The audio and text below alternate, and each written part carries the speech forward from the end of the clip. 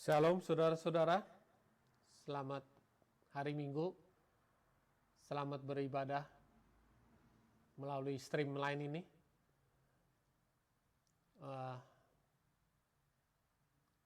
Saya buka pagi hari ini dengan doa. Bapa kami yang ada dalam surga, kami ucapkan syukur, terima kasih untuk pagi hari ini. Kalau kami masih diberi kesempatan untuk datang ke rumah-Mu, untuk dengarkan sebagian dari firman-Mu. Terima kasih Bapak. Untuk kami juga berdoa untuk teman-teman yang ada dimanapun mereka berada.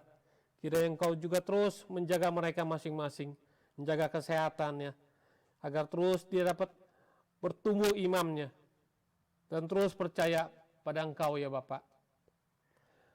Saat ini kami juga datang, biar Engkau sendiri yang hadir dalam acara ini, Kau pimpin acara ini dari awal, pertengahan, sampai akhirnya. Dengar doa seru kami ya Bapak, yang kami panjatkan di dalam nama Tuhan Yesus Kristus, Allah kami yang hidup. Kami ucapkan syukur, terima kasih Tuhan. Amin.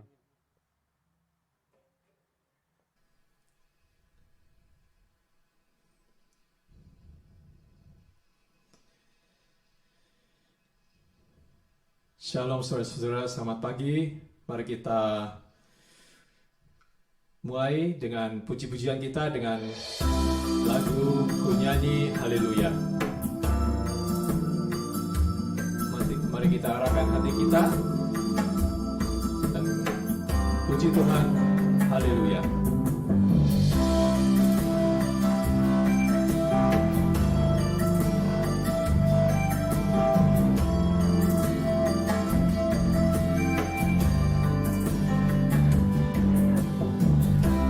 Bapakku datang menyembahmu di sini. Ku percaya Kau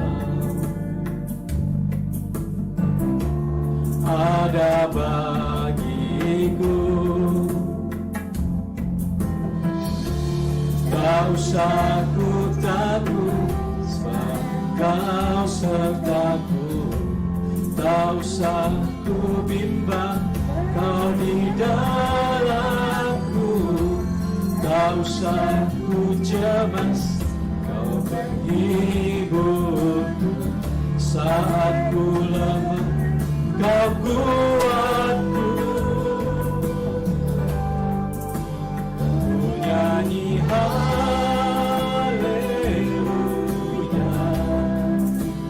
ku nyanyi haleluya. Sungguh Kau hebat, ajaib berdahsyat perbuatanmu.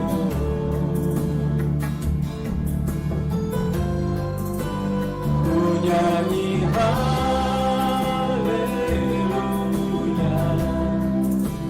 ku nyanyi haleluya. Sungguh Kau hebat, ajaib berdahsyat perbuatanmu. Di hidupku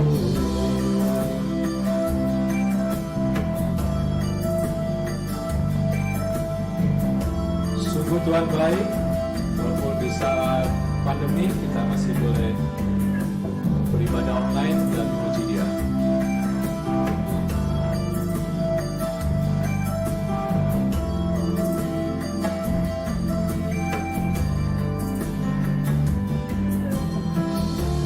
Tak usah ku takut, sebab Kau sertaku.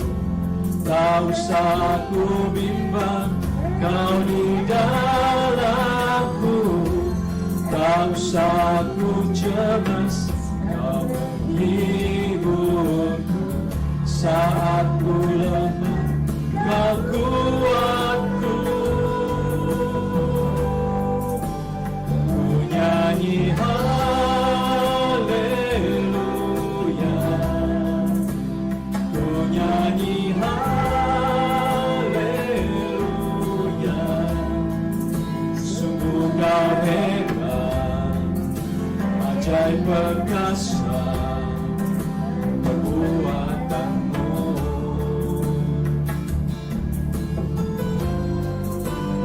Ku nyanyi haleluya, ku nyanyi haleluya. Sungguh kau hebat, ajaib perkasa perbuatanmu. Di hidupku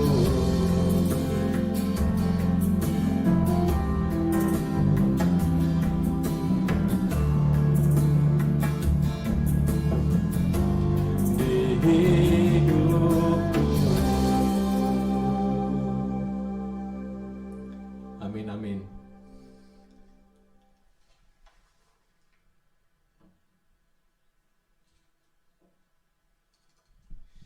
Pujian berikutnya kita nyanyikan sambil bertepuk tangan, kita nyanyikan dengan bersukacita. Lagu ini adalah lagu berirama Israel.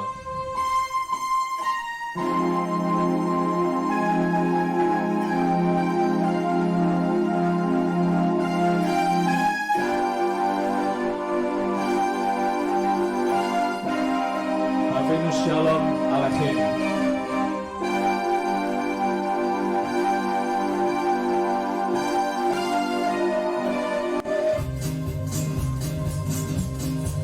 Avinu Shalom Aleichem.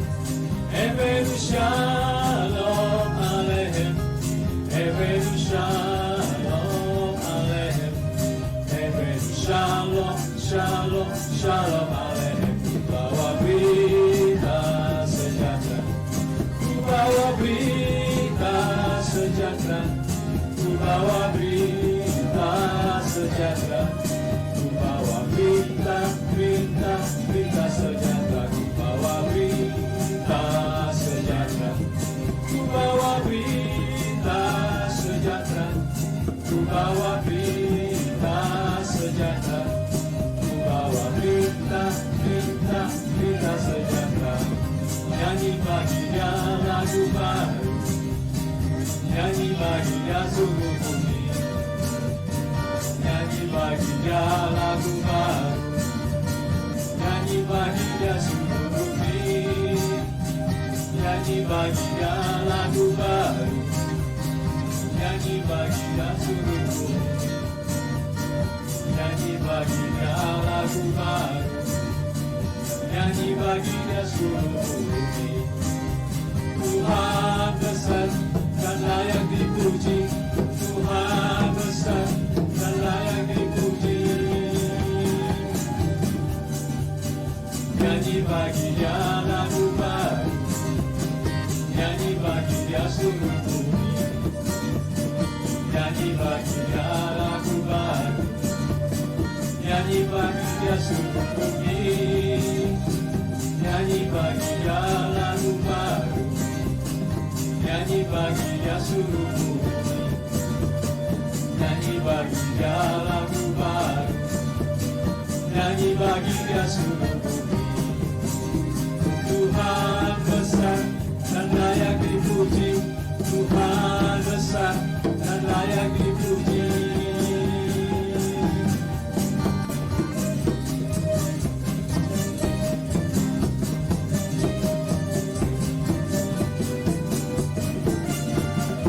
Bersukacitalah karena Tuhan Allah kita, Allah yang dahsyat, Allah yang melebihi segala sesuatu.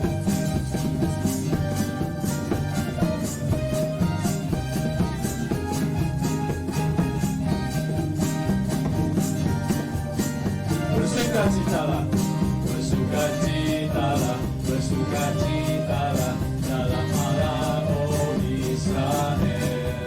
Bersukacitalah, bersukacitalah dalam Tuhan, oh Israel. Rayakan dan tarilah di depan Tuhan, dialah pemenang. Rayakan dan tarilah di depan Tuhan, dialah pemenang.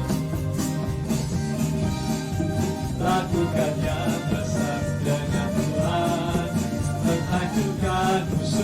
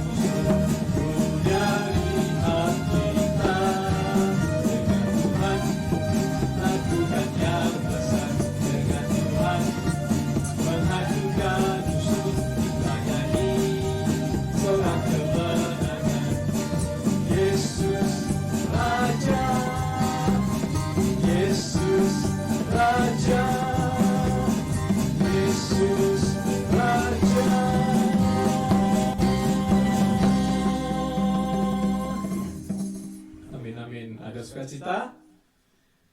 Amin.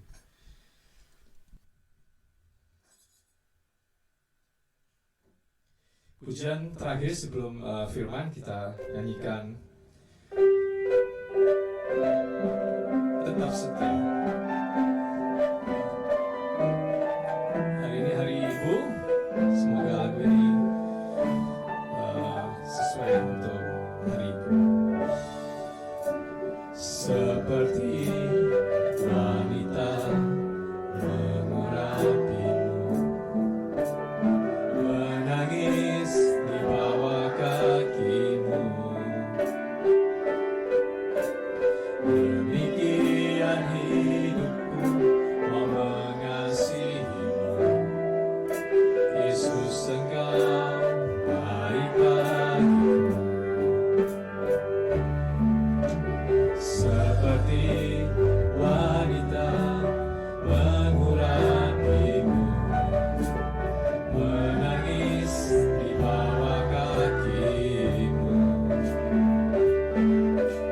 Demikian hidupku mau mengasihimu. Yesus, Engkau baik bagiku. Sampai akhir ku menutup mata, ku tetap setia menanti janjimu. Sampai ku dapatkan mahkota kehidupanku, ku tetap setia untuk melayanimu.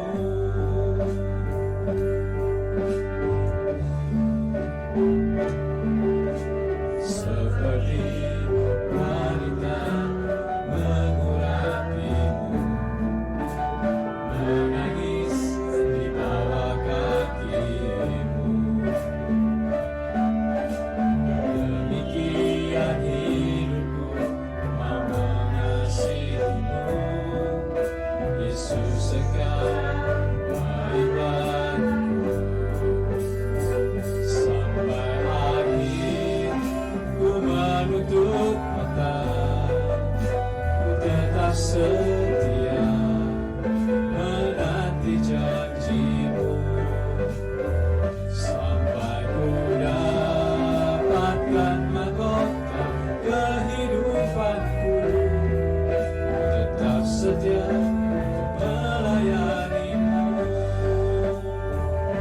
Sampai akhir ku menutup mata, ku tetap setia menanti janjimu. Sampai ku dapatkan mahkota kehidupanku, ku tetap setia untuk melayanimu. Ku tetap setia untuk melayanimu. Ku tetap setia untuk melayanimu.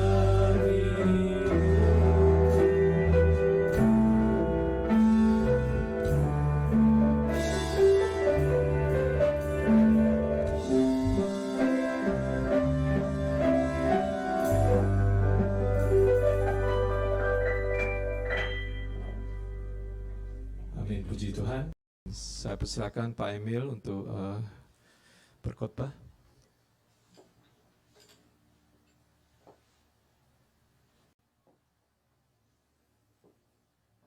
Selamat pagi, saudara-saudara, dimanapun saudara berada. Ini merupakan satu privilege yang indah, di mana kita boleh datang kepada Tuhan untuk menikmati firman-Nya yang ajaib. Satu hal yang patut kita rasakan, saudara-saudara, bahwa Tuhan mengasihi saudara. Dan Tuhan tidak pernah meninggalkan saudara. Sebab firman Tuhan berkata demikian di dalam Yohanes pasal 4 ayat 5 sampai dengan ayat 14. Maka sampailah ia ke sebuah kota di Samaria yang bernama Syikar, dekat tanah yang diberikan Yakub dahulu kepada anaknya Yusuf. Di situ terdapat sumur Yakub Yesus sangat letih oleh perjalanan, karena itu ia duduk di pinggir sumur itu. Hari kira-kira pukul 12. Maka datanglah seorang perempuan Samaria hendak menimba air. Kata Yesus kepadanya, "Berilah aku minum." Sebab murid-muridnya telah pergi ke kota membeli makanan. Maka kata perempuan Samaria itu kepadanya, "Masakan engkau seorang Yahudi minta minum kepadaku seorang Samaria?" Sebab orang Yahudi tidak bergaul dengan orang Samaria. Jawab Yesus kepadanya, "Jikalau engkau tahu tentang karunia Allah dan siapakah dia yang berkata kepadamu, berilah aku minum, niscaya engkau telah meminta kepadanya, dan ia telah memberikan kepadamu air hidup." Kata perempuan itu kepadanya, "Tuhan, engkau tidak punya timba, dan sumur ini amat dalam. Dari manakah engkau memperoleh air hidup itu? Adakah engkau lebih besar daripada bapa kami, Yakub, yang memberikan sumur ini kepada kami, dan yang telah minum sendiri dari dalamnya, ia serta anak-anaknya dan ternaknya?" Jawab Yesus kepadanya, "Barang siapa minum air ini, ia akan haus lagi. Tetapi barang siapa minum air yang akan kuberikan kepadamu, ia tidak akan haus untuk selama-lamanya. Sebaliknya air yang akan kuberikan kepadanya akan menjadi mata air di dalam dirinya yang terus-menerus memancar sampai kepada hidup yang kekal." Saudara-saudara, tema hari ini itu adalah The Fountain of the Living Water. Atau di dalam bahasa Ibrani itu disebutkan Megor Mayim Chayim. Dan hal ini saya anggap sebagai tema yang sangat penting, saudara-saudara, oleh karena beberapa alasan. Alasan pertama ialah karena Tuhan Yesus secara spesifik berbicara kepada seorang perempuan yang disebut sebagai perempuan Samaria. Nah, kalau kita memperhatikan teks yang sudah kita baca bersama-sama tadi, saudara-saudara, maka tampak sekali bahwa hubungan antara orang Yahudi dengan orang Samaria itu tidak baik. Sebab pada saat orang Samaria itu dipindahkan dari berbagai tempat kemudian dikumpulkan di Samaria sebagai ibu kota daripada kerajaan utara, saudara-saudara, pada waktu itu. Orang Samaria, orang Yahudi yang ada di Samaria itu kawin campur, dan mereka memeluk agama-agama dari lokal, dari setempat. Sehingga dituduh orang-orang Yahudi bahwa mereka itu bukan orang Yahudi yang murni, mereka mengkhianati perjanjian dengan Tuhan, dan mereka dianggap sebagai bangsa yang najis. Dan lebih jauh daripada itu, saudara-saudara, orang-orang Yahudi itu mengutuki orang Samaria, dan mereka mengatakan hal yang terbaik bagi orang Samaria itu ialah mereka mati kemudian tidak mengalami kebangkitan. Artinya ialah orang Samaria itu seperti hanya, itu binatang, saudara-saudara. Kalau sudah mati, ya tidak ada kebangkitan lagi. Dan mereka mengalami hal ini. Mereka mengatakan orang Samaria tidak perlu dibangkitkan. Setelah mereka mati, maka akan musnah eksistensi mereka sebagai ciptaan atau manusia ciptaan Tuhan. Dan itu kebencian itu, saudara-saudara, tertanam sedemikian rupa kepada orang Samaria yang dilakukan oleh orang-orang Yahudi. Dan lebih spesifik, saudara-saudara, ketika berhadapan dengan seorang perempuan Samaria, dan notabene-nya perempuan ini memiliki sejarah hidup yang kelam. Dia disebutkan sebagai wanita yang amoral, saudara. Wanita yang tidak memiliki kondite hidup yang baik. Oleh karena suaminya banyak, mungkin juga ada hubungan dengan wanita yang suka kawin dengan berapa kali dengan laki-laki yang berbeda. Sehingga banyak orang mengatakan bahwa perempuan Samaria ini adalah seorang perempuan durjana. Itu adalah pendekatan agamawi. Secara tidak langsung, saudara-saudara, perempuan ini adalah korban daripada manipulasi agama.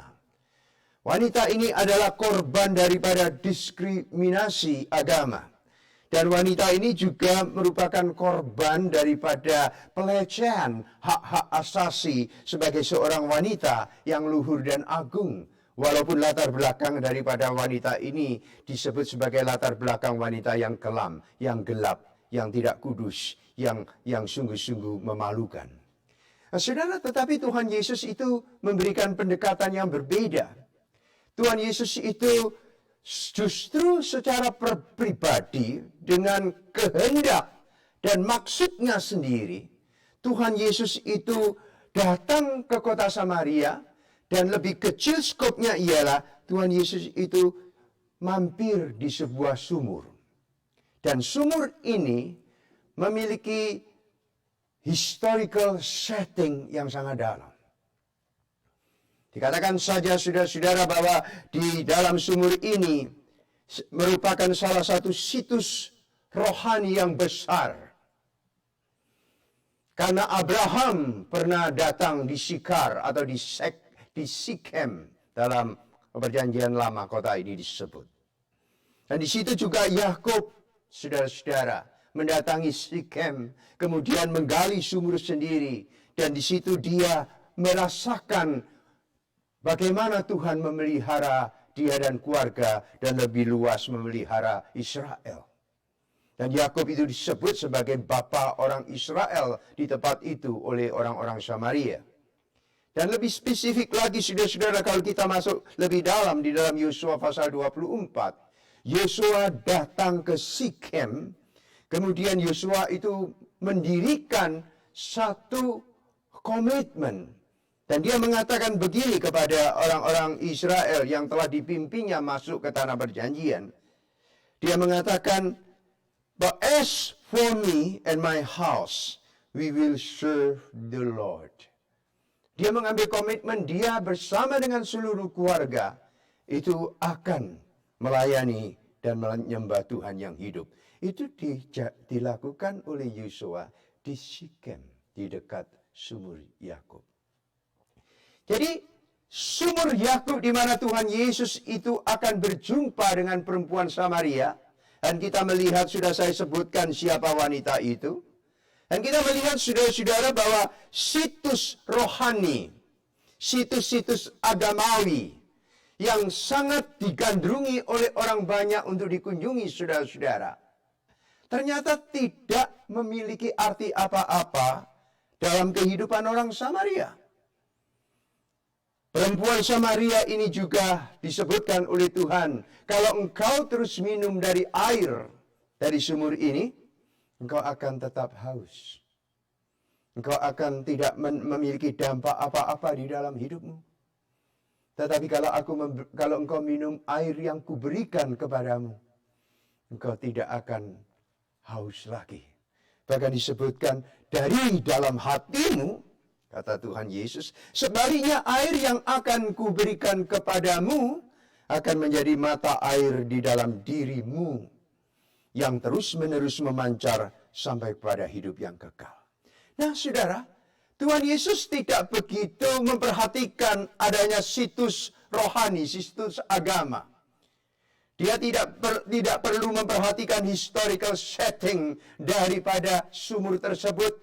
Yang kata perempuan Samaria itu adalah sumur peninggalan Yakub yang diberikan kepada anaknya Yusuf. Dan dikatakan bahwa Yakub itu adalah bapa yang besar.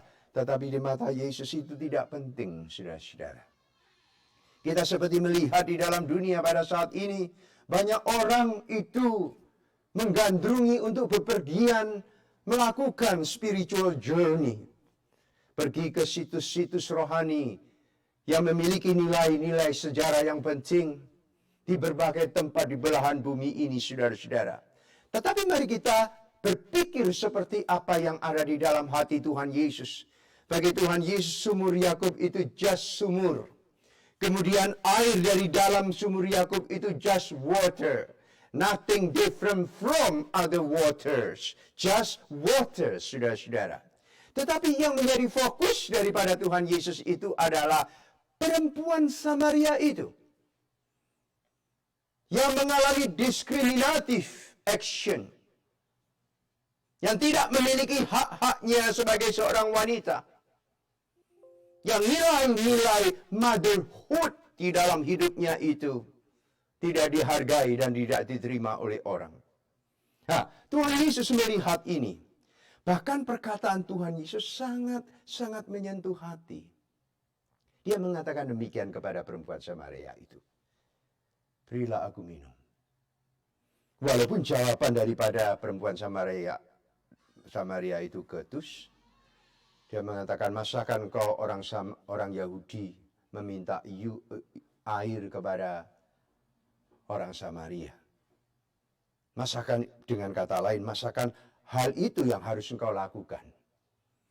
Tetapi saudaraku yang dikasihi Tuhan, yang dijawab oleh Tuhan Yesus itu betul-betul menyentuh hati. Coba perhatikan.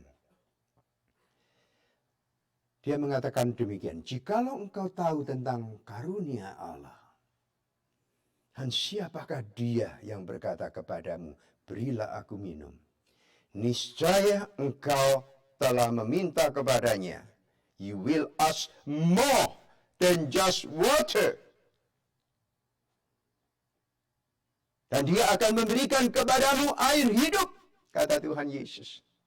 Jadi kalau engkau mengenal kasih karunia, mengenal siapa yang sedang berbicara kepadamu, maka engkau akan berhenti. Stop asking, give me more water. It is not just water. Dan Tuhan Yesus mengatakan, aku akan memberikan engkau air yang berbeda.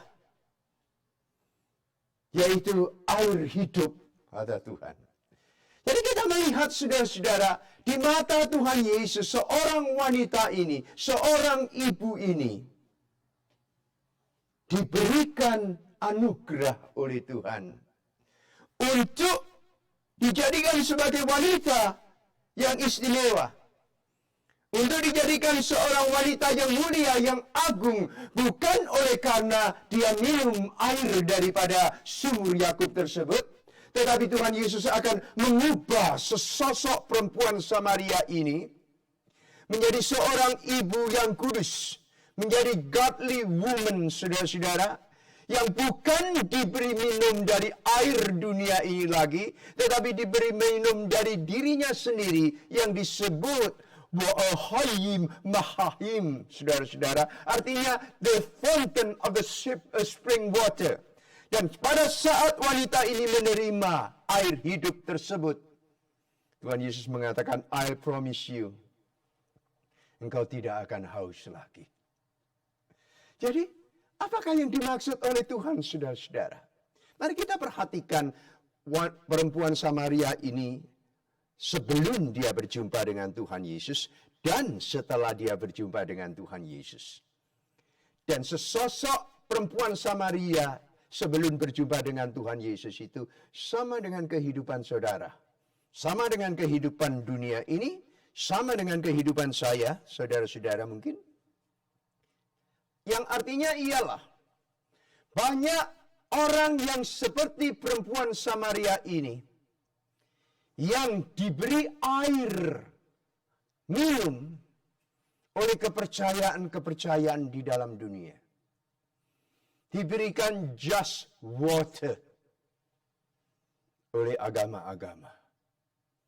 Diberikan just water oleh doktrin dan denomination. Diberikan just water bukan murni dari firman Allah, tetapi air yang terkontaminasi. Diberikan just water oleh a dream of the world. Impian-impian daripada dunia, saudara-saudara. Satu harapan kehidupan yang akan menyegarkan jiwa mereka. Tetapi di dalam Amsal pasal 23 itu dikatakan, yang dapat menyegarkan jiwamu itu adalah gembala. Engkau akan dipimpin bukan hanya di dalam jalan yang benar, tetapi Tuhan mengatakan, aku sebagai gembala akan merestore your soul. Aku akan menyegarkan jiwamu. Apakah domba itu selama ini tidak pernah meminum air, saudara-saudara? Mereka minum air, tetapi just drinking water. Just a water. Tetapi kalau berurusan dengan jiwa, dengan the soul, saudaraku yang dikasih Tuhan, firman Allah itu berkata yang berbeda. Yang hanya dapat memberikan kepuasan di dalam jiwa. Oh, saudaraku yang dikasih Tuhan, pada saat Allah itu menciptakan manusia,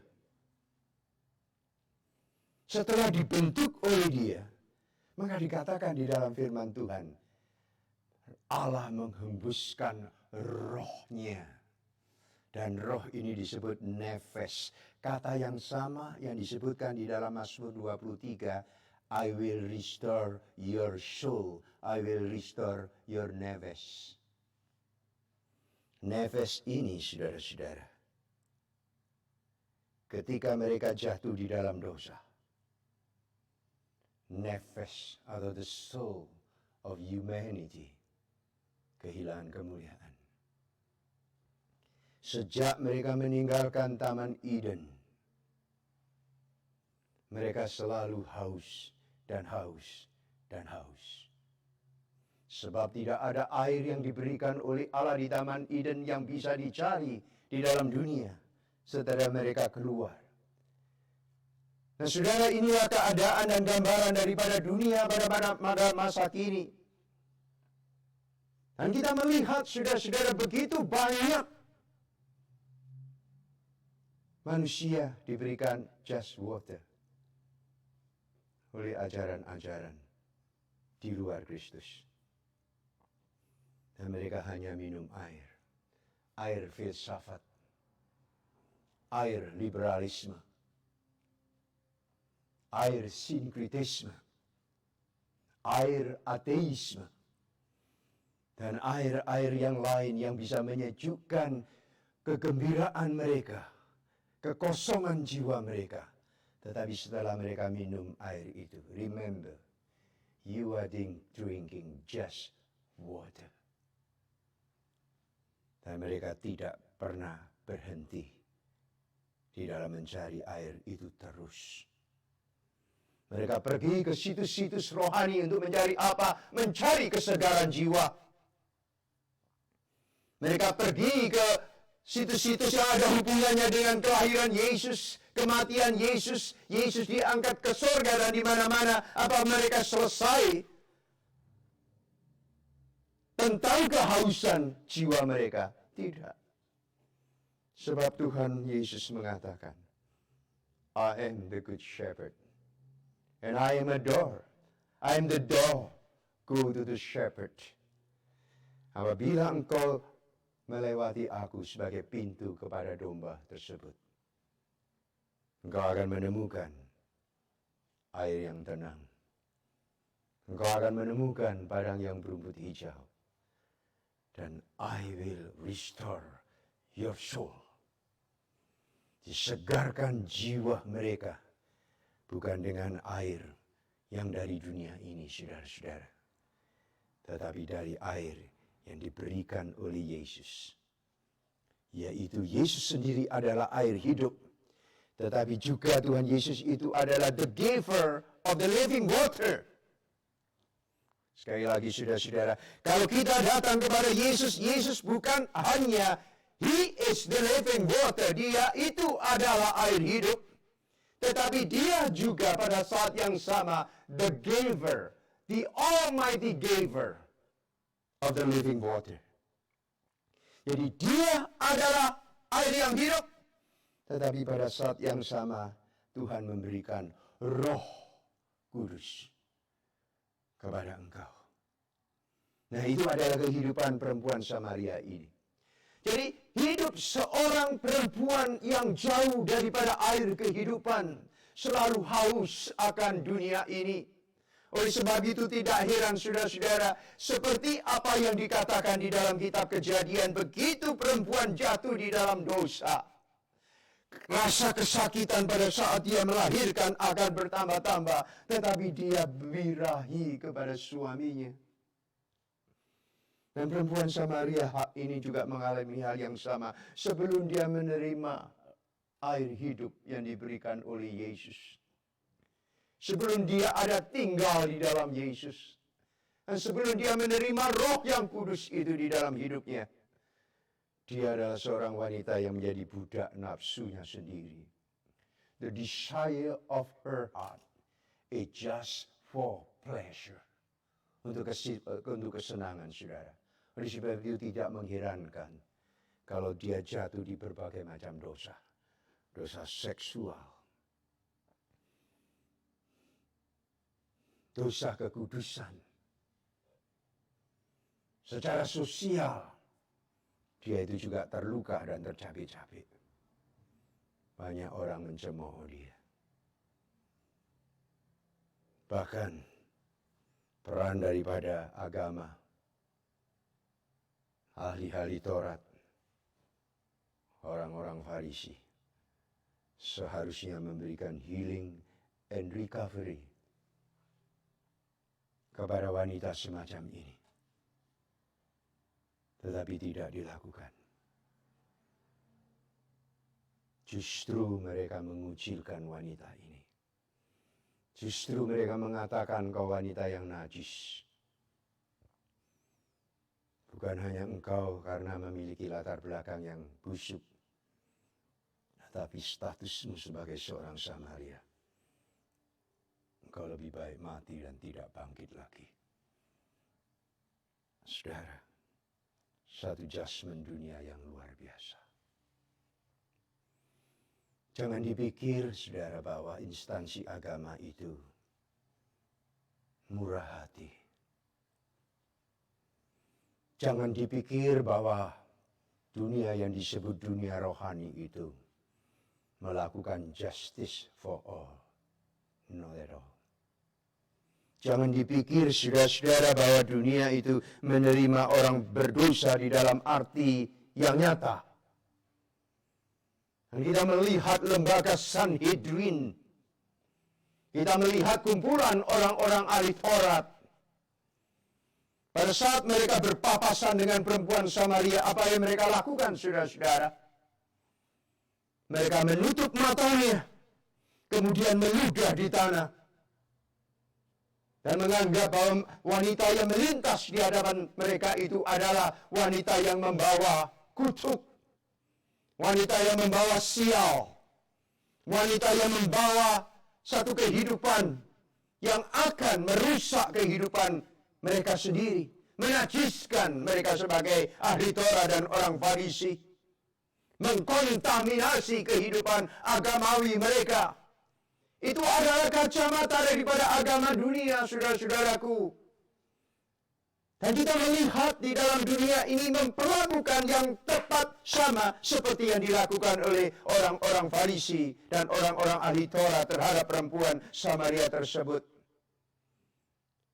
Nah, saudara melihat di dalam catatan dari media massa. Berapa orang percaya pengikut Kristus yang dibunuh? Berapa ribu gereja yang dibakar? Berapa orang yang mengatakan aku mau meledakkan diri sendiri, membawa kalau mungkin ratusan ribu orang dalam saat yang sama mati bersama dengan aku. Mereka suka mencecerkan darah orang Kristen. Mereka senang melihat darah kaum martir tercecer di bumi ciptaan Tuhan ini. Masalahnya apa? Masalahnya mereka memiliki subjective judgment. Bahwa pengikut Kristus adalah haram dan najis yang patut dibinasakan. Mari kita melihat apa yang dilakukan oleh Saulus sebelum dia diubah oleh Tuhan menjadi Paulus. Dia memiliki satu doktrin yang dikeluarkan juga dan dipercaya oleh dia. Satu doktrin yang dikeluarkan oleh denomination yang disebut Sanhedrin. Doktrinnya apa? Doktrinnya ialah semua pengikut Kristus itu adalah ajaran sesat. Mereka itu pengikut-pengikut Beelzebul.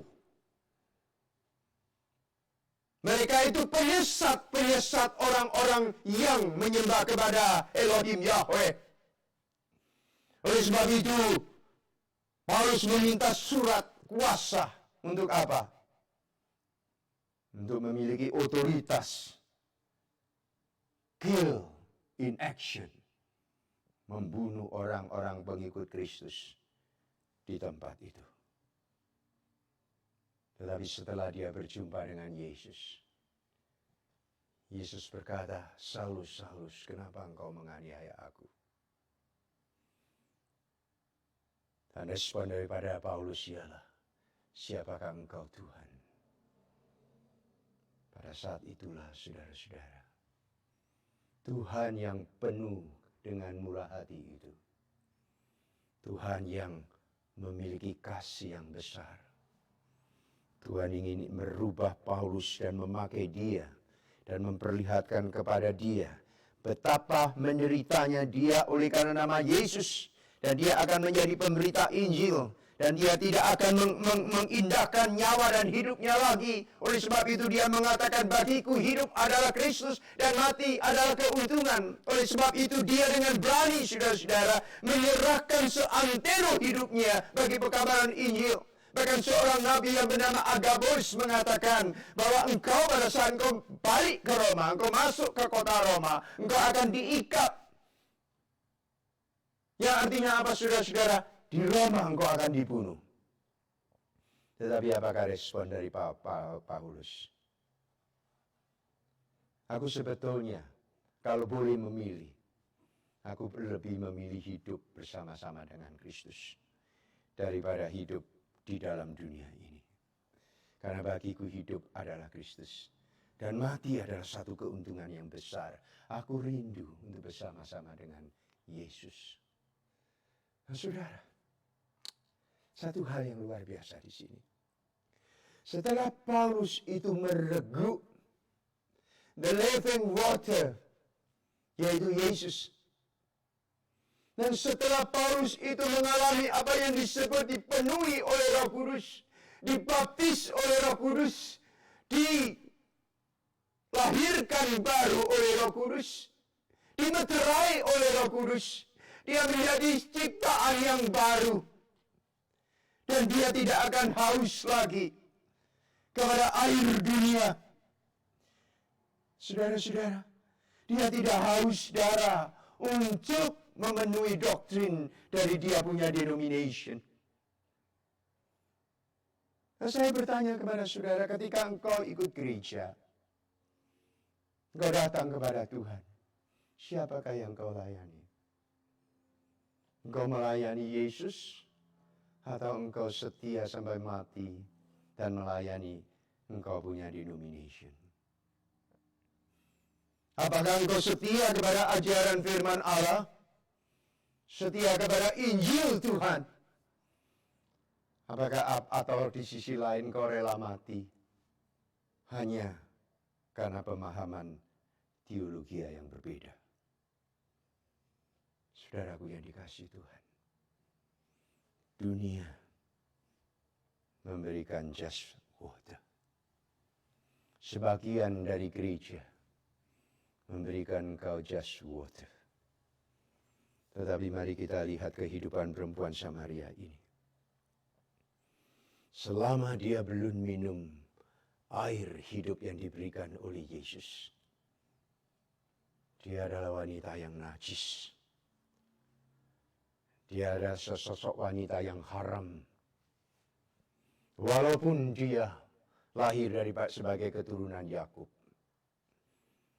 Walaupun dia menyembah Allah di Gunung Gerizim sebagai tandingan daripada bait Allah yang didirikan di Yerusalem. Apakah wanita ini sudah selesai kehausannya akan hidup yang benar di hadapan Tuhan? Apakah selesai masalah jiwanya? Apakah dia sudah mengalami apa yang disebut the restoration of the soul? It's not. Not at all. Ia terus hidup bergelimpangan oleh dosa. Sampai Tuhan Yesus menegur dia, memang betul apa yang engkau katakan, yang hidup dengan engkau pada saat ini pun bukan suamimu. Saudara, tetapi setelah dia berjumpa dengan Yesus, Yesus mengatakan, berilah aku minum. Dia Mesias. Dia the second person of the triune God. Dia yang disebut the solo executor of the great plan of the triune God of salvation.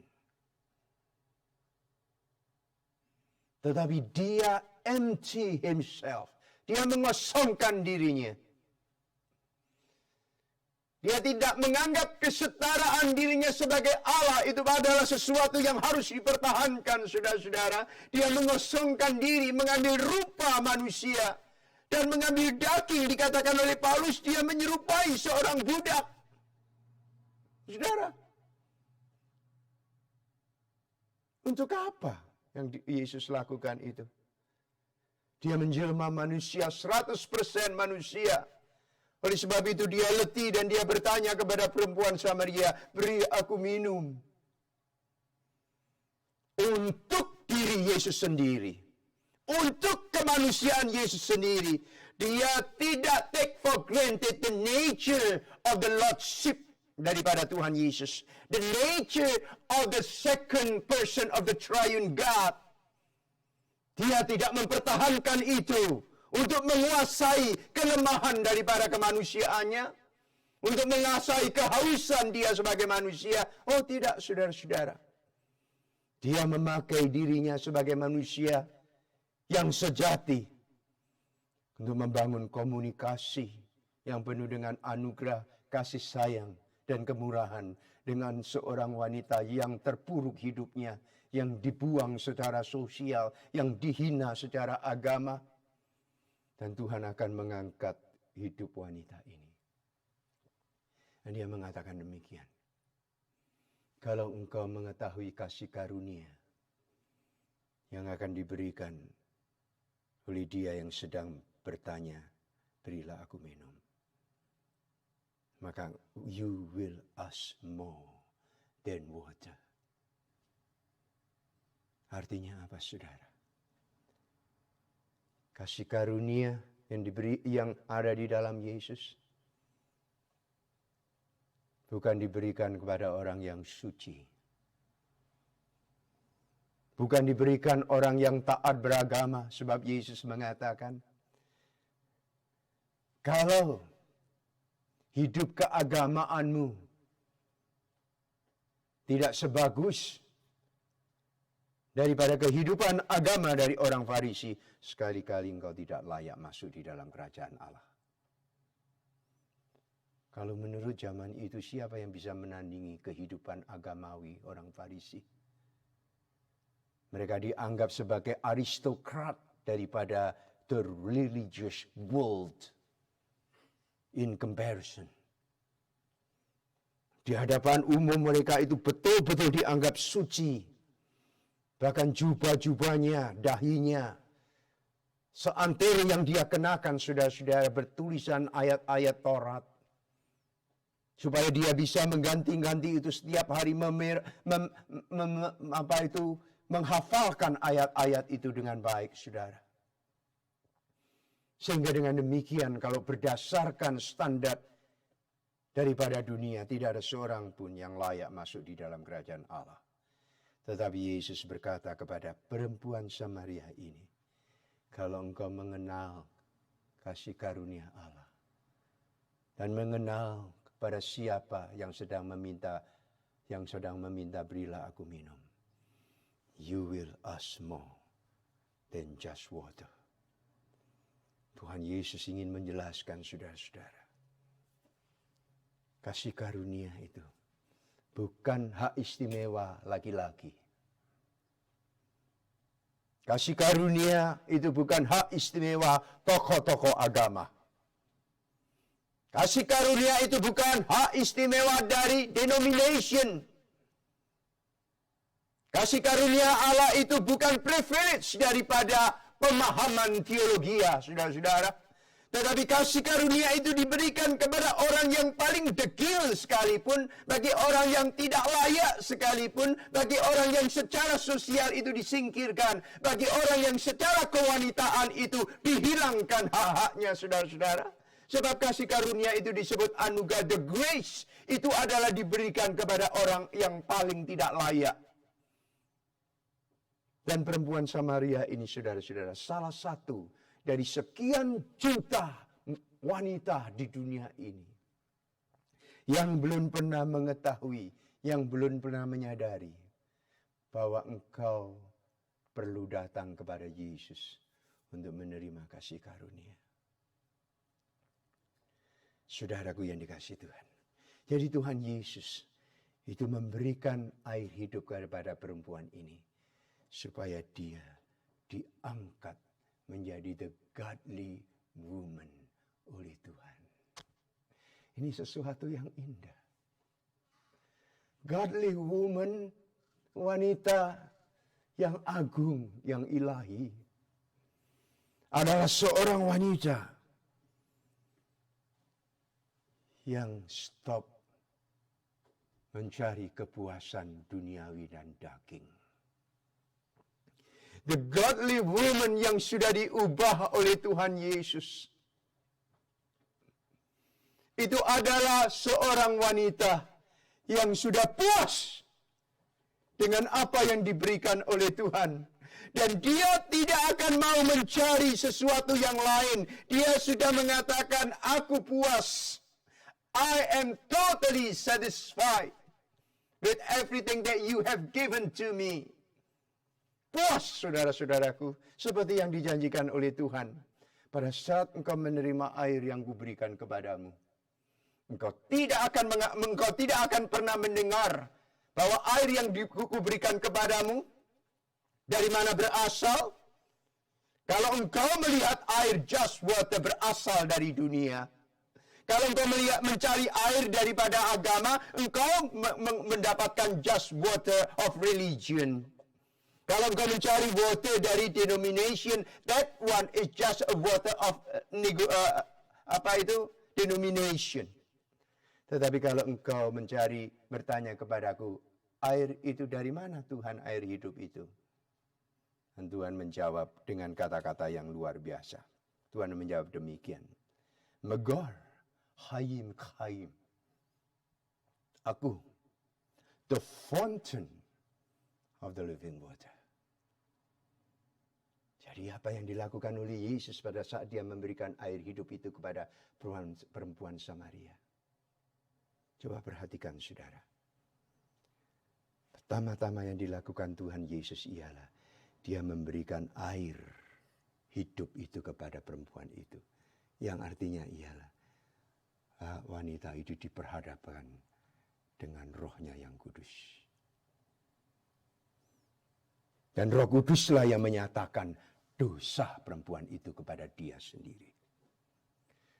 Sebelum Roh Kudus menyatakan dosa seseorang, orang itu akan merasa, I'm fine, I'm okay, I'm religious enough, I'm spiritual enough, I do not need any savior, I do not need the word of God. No, I'm okay, I'm fine. Kenapa? Dia belum tahu bahwa dia orang berdosa. Dan tidak ada seorang pun tanpa kuasa Roh Kudus memiliki kemampuan untuk melihat dirinya sebagai orang berdosa. Tetapi pada saat Roh Kudus yang diberikan oleh Yesus itu menyatakan dosanya, baru dia sadar, oh Tuhan, I'm sinner, aku orang berdosa. Dan Roh Kudus lebih lanjut mengatakan, engkau membutuhkan juru selamat. Dan saat itulah Roh Kudus membawa dia di hadapan Yesus yang disebut the fountain of the living water. Tuhan Yesus memberikan kelahiran yang baru kepada dia.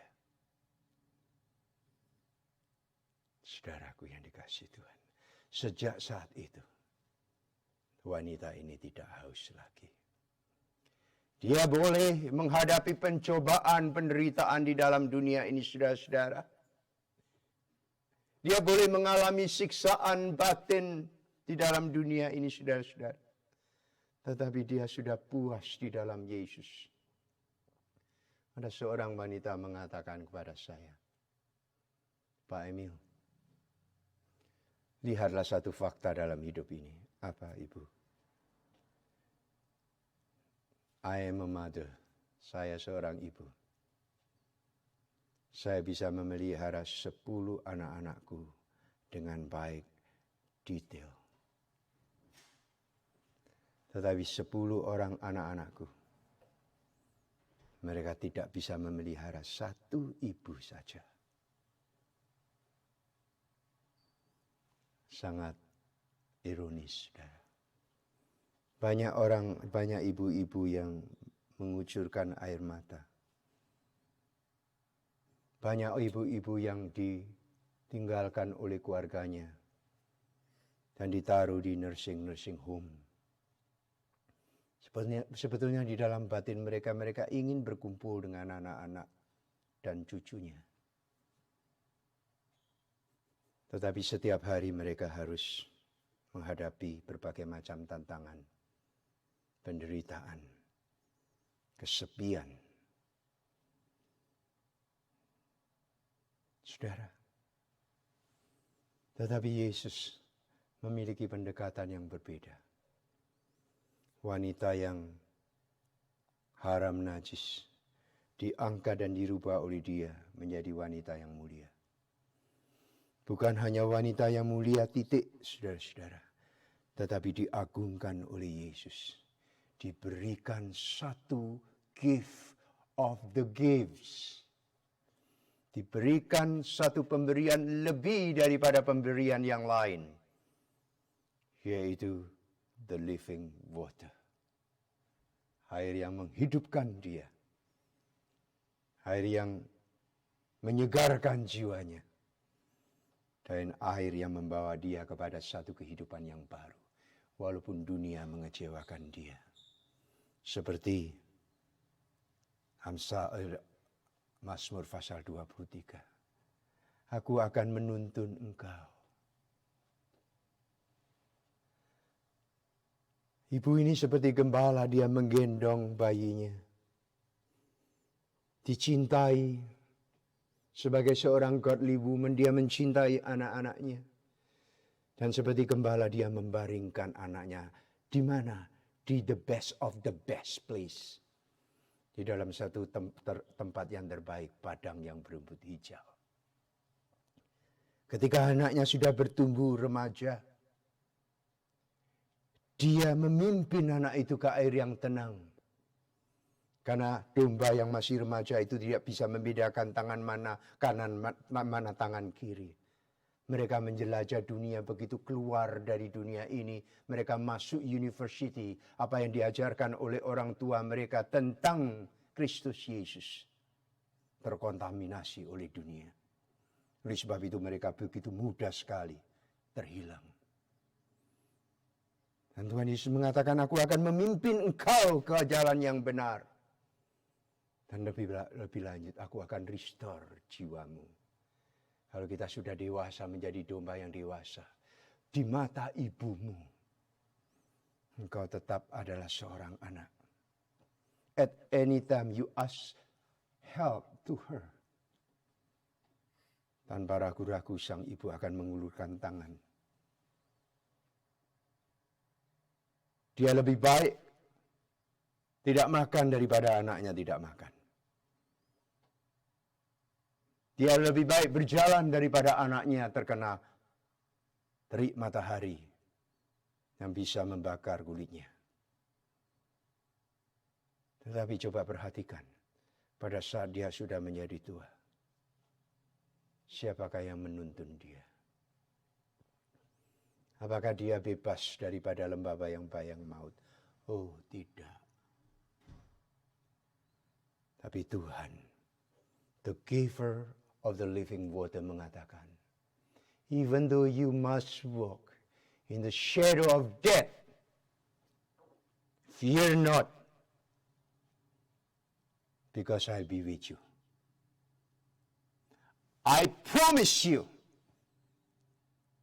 I will fight every battle with you. Saudaraku, jadi kalau Tuhan Yesus itu memuliakan seorang wanita, seorang ibu, dari sejak Tuhan itu melayani, dia mencintai, dia memelihara dan mengagungkan Maria ibunya. Sampai pada saat Tuhan Yesus terpaku di atas kayu salib. Sebelum Tuhan Yesus mati, dia berkata kepada ibunya, "Ibu, ini anakmu." Dan dia berkata kepada Yohanes, "Inilah ibumu." He never forgotten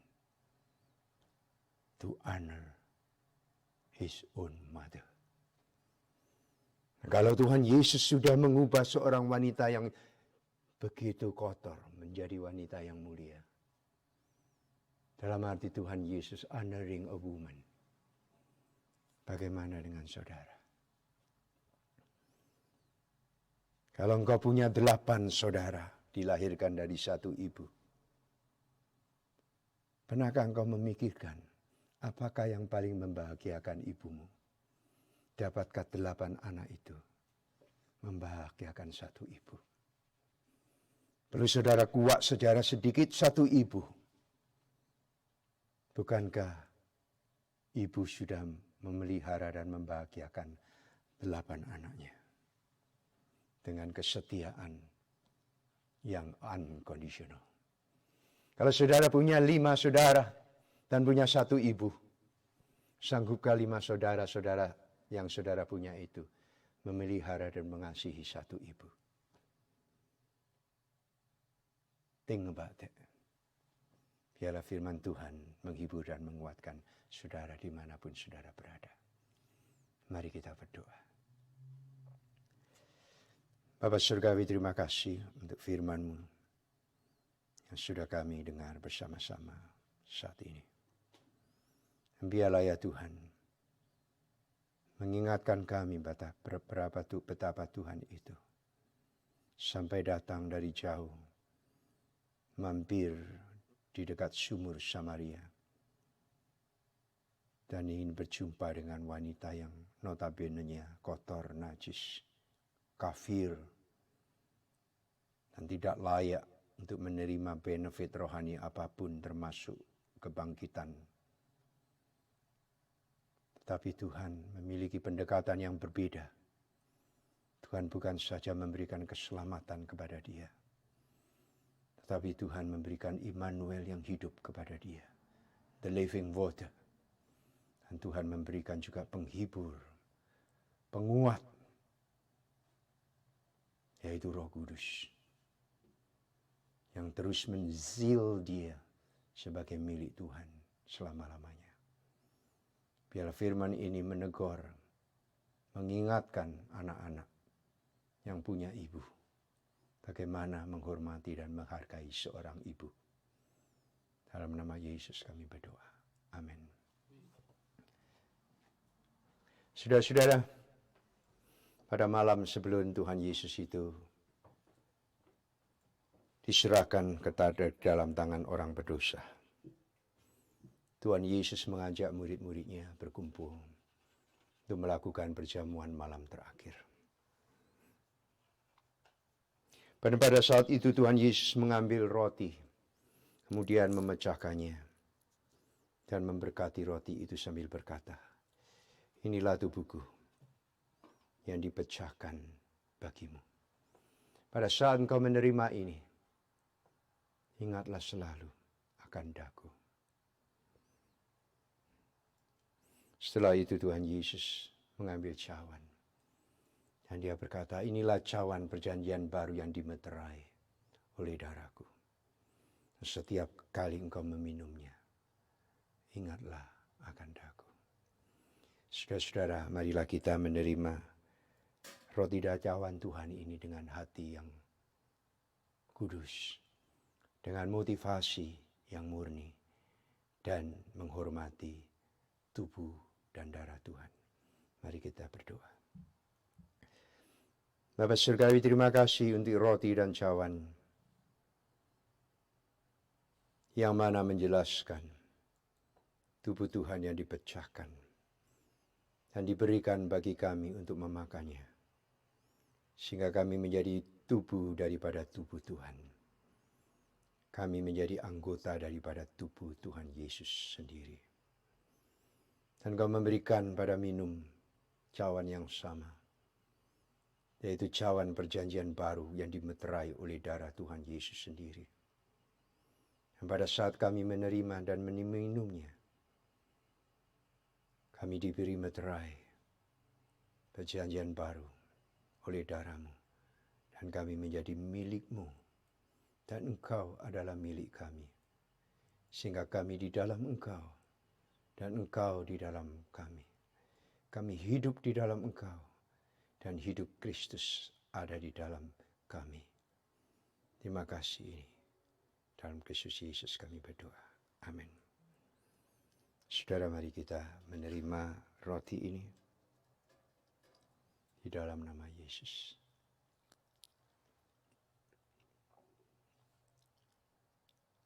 Bersyukurlah saudara, kau ikut ambil bagian di dalam penderitaan Yesus. Engkau menjadi bagian daripada tubuhnya. Dan mari kita mengangkat cawan bersama-sama. Cawan perjanjian baru yang dimeterai oleh darah Yesus. Kita minum di dalam nama Yesus.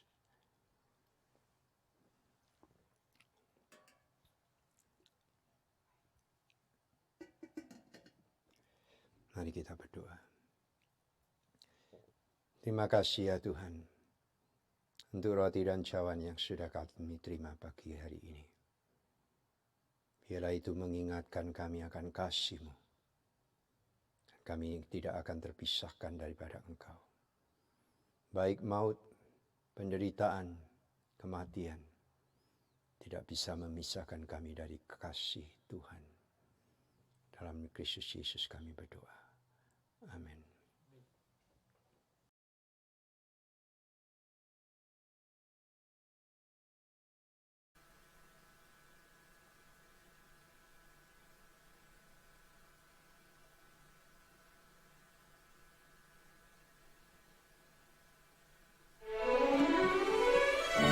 Ya Tuhan, Engkaulah gembala kami. Terima kasih atas perlindungan Engkau. Terima kasih atas pemeliharaan-Mu, sehingga kami bisa menjalankan hidup kami hari demi hari di tengah pandemi yang banyak menyiksa, mensasarakan orang. Lagu ini saya persembahkan untuk kita semua, terutama mereka yang sakit dan tertular virus ini. Tuhanlah yang memberikan kekuatan serta penghiburan. Kekuatan serta penghiburan diberikan Tuhan padaku. Tiap hari aku dibimbingnya, tiap jam dihibur hatiku. Dan sesuai dengan hikmat Tuhan, ku diberikan apa yang perlu. Sunat dan derita bergantian, memperkuat imanku. Tiap hari Tuhan besertaku, diberi rahmat-Nya tiap jam, diangkat bila aku jatuh, dihalangnya musuhku kejam. Yang namanya Raja Maha Kuasa, Bapa yang kekal dan abadi, menimbangi duka dengan suka,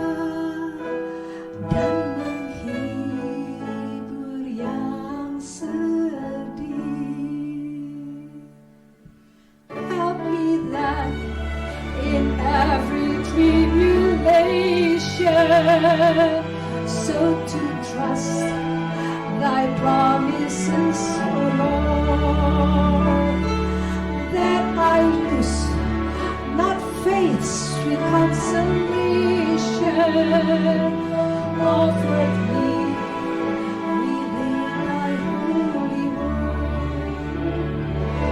Help me, Lord, my cause that driven me,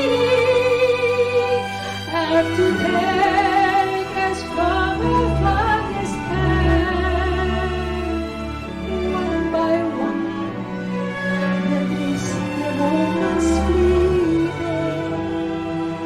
till I reach the promised land. Happy Mother's Day to all, and I love you, Mom.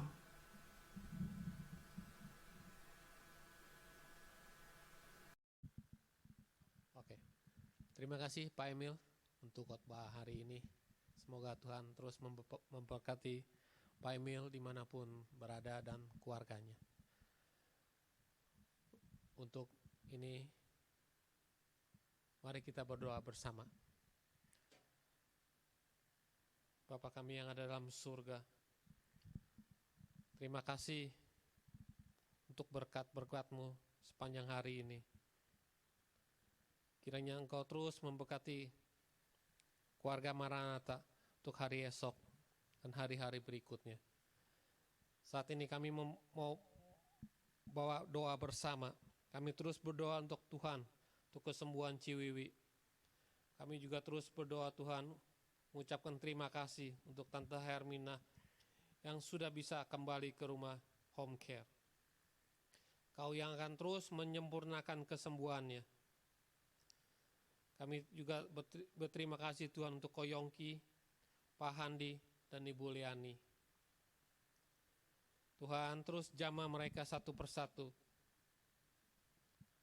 Biar Engkau sendiri yang menyempurnakan lebih sembuh lagi. Saat ini kami juga berdoa untuk kesehatan Om Tim, untuk Tante Ing, Tante Juliana, dan Pak Sugianto. Ciwiwi, Tante Tres, tolong juga jaga kesehatan mereka masing-masing. Berikan kekuatan. Engkau yang tahu, Engkau juga akan menjaganya mereka masing-masing yang Bapak. Terima kasih ya Bapak. Untuk teman-teman yang kehilangan pekerjaan, Engkau cukupkan mereka keperluannya mereka. Tuhan tolong ya Bapak. Untuk perawat-perawat yang harus merawan pandemi ini, Kau pagari mereka dengan kuasa darah-Mu ya Bapak. Kami terus berdoa juga untuk semua umat-Mu yang mengikuti kebaktian dimanapun mereka berada. Kau jaga dan lindungi mereka satu persatu. Kuatkan iman kami semua Tuhan. Di dalam nama Tuhan Yesus kami berdoa. Ucapkan syukur Tuhan. Amin.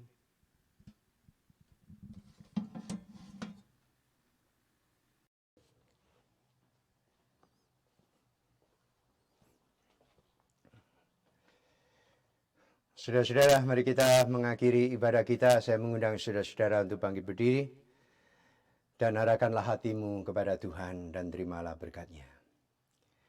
Kiranya anugerah dan sejahtera dari Tuhan Yesus Kristus, kasih Allah Bapa yang agung dan ajaib, penghiburan kekuatan, dan berkat daripada Allah Roh Kudus, kiranya ada di dalam dirimu dan mengalir bagaikan aliran air sungai hidup, mulai hari ini sampai Maranatha Tuhan Yesus datang kembali. Haleluya. Amin.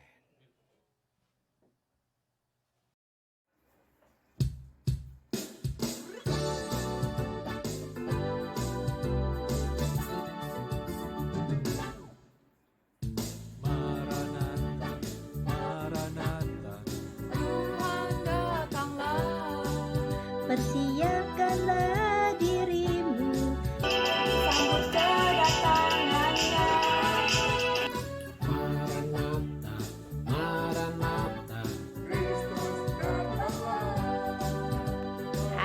itu?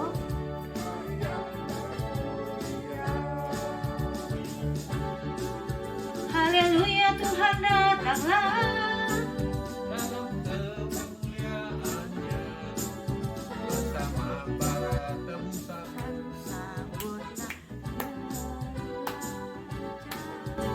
segala suku, kaum dan bahasa.